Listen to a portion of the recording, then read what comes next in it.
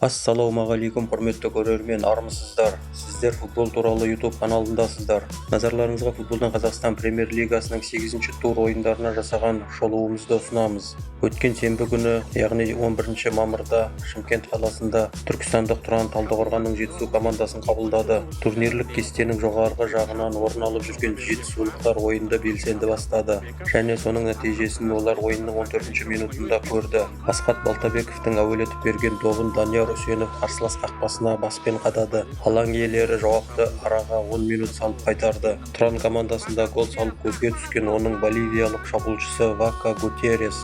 Ал екінші тайм басында талдықорғандықтар тағы да есепте алға шықты.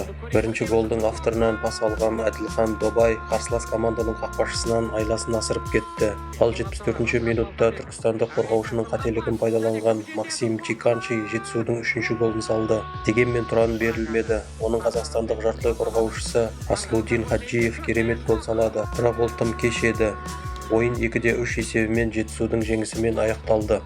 Ал 8-ші турдың қалған 5 ойыны жексенбі күні, яғни 12 мамырда өтті. Петропавлда жергілікті Қызылжар Азулы Ақтөбені қабылдады. Ойынды командалар сақ бастады. Соның нәтижесінде бірінші таймда соғылған гол болмады. Ал екінші таймда қонақтар іске шындап кірісті.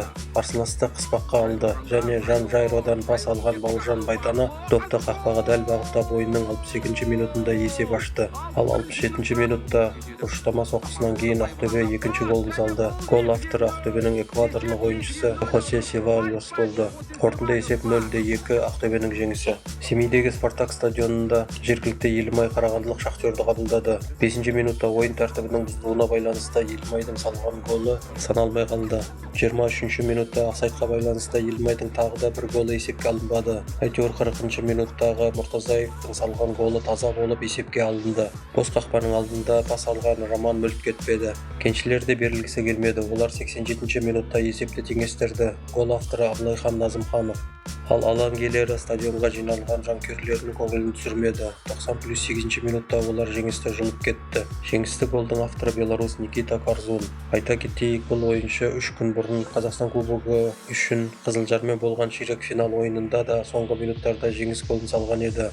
Қарағандыда астаналық жеңіс алматылық Қайратты қабылдады. Қайрат көбірек шабуылдады, бірақ бірінші таймда салынған гол болмады. Ал екінші таймда 58-ші минутта Қайраттың жартылай қорғаушысы Арсен Бораншиев екінші сары қағаз алып алаңнан қуылады. Өткен Атыраумен кубок үшін болған ойында сан басымдығын пайдалана алмаған алматылықтар осы жолы керісінше 10 ойыншымен жеңіске жетті. 66-ші минутта стандартты жағдайды пайдаланған олар, дәлірек айтсақ, Әділет Сәдібеков есеп ашты. Ал 90+4-ші минутта қарсы шабуылға шыққан қонақтар Вячеслав Шевыревтің голымен есепті еселеді. Қорытынды есеп 0-2 Қайраттың жеңісі.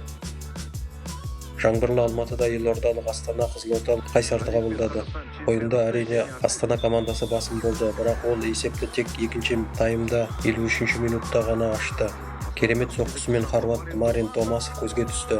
Осы бірде 0 есебі 90 минут бойы сақталды, ал оған қосылған қосымша уақытта белорус Валерий Громыко гол салып Қайсар есепті теңестіріп кетті. Қорытынды есеп 1-1 командалар ұпай бөлісті. Ал турдың орталық матчы Шымкентте өтті. Онда жергілікті ордабасы қостанайлық Тобылды қабылдады. Ойынның 21-ші минутында стандартты жағдайдың орындалу барысында ұрымтал сәтті пайдаланған ордабасының украиналық ойыншысы Артем Беседин гол салып есеп ашты. Өткен маусымның чемпионы мен кубок иегерінің арасындағы бұл матч тартысты өтсе де бір голдан артық гол салынбады. Ордабасының минималды жеңісі. Енді назарларыңызға 8-ші турдан кейінгі турнир кестесін ұсынамыз. Алдыңғы турдың қорытындысы бойынша көш бастаған Тобыл 7-ші орынға сырғыды.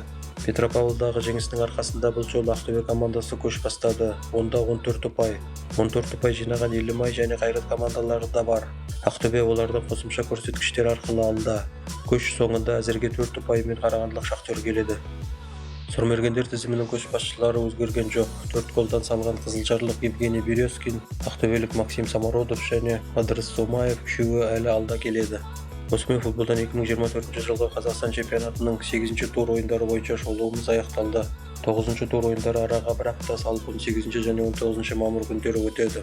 Олардың ішінде көзімізге ерекше түсіп отырғаны Ақтөбе Ордабасы матчы. Біздің арнада болғандарыңыз үшін сіздерге көп рахмет. Келесі кездескенше аман сау болыңыздар.